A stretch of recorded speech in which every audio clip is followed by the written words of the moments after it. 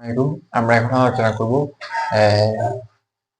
National ইউনিভার্সিটির যে syllabus change হয়েছে ওটা সম্পর্কে।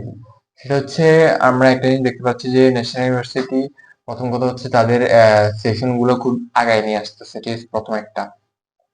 আর দ্বিতীয়ত হচ্ছে যে বিষয়টা সেটা হচ্ছে তারা 12টার মতো কোশ্চেন থাকবে, 12-13টার মতো সম্ভবত। এর ভিতরে 8টা কোশ্চেন দেওয়া লাগবে, যেখানে আগে ক বিভাগ, খ বিভাগ, গ বিভাগে আলাদা আলাদা কোশ্চেন ছিল, এখন একটা সিকোয়েন্সে প্রশ্ন হবে।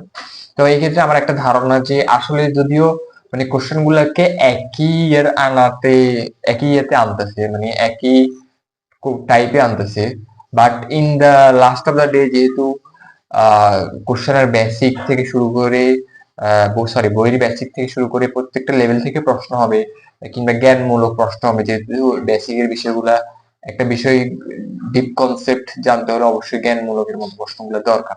তো ওই ক্ষেত্রে শর্ট কোশ্চেনও থাকবে, হয়তো ওটা হয়তো 10 এর ভিতরে দিয়ে দিবে, মানে 10 মার্কের ভিতরে দিয়ে দিবে। বাট এটা এখনো নিশ্চিত করে বলা যাইতেছে না যে কোশ্চেন হওয়ার আগ পর্যন্ত, ঠিক আছে।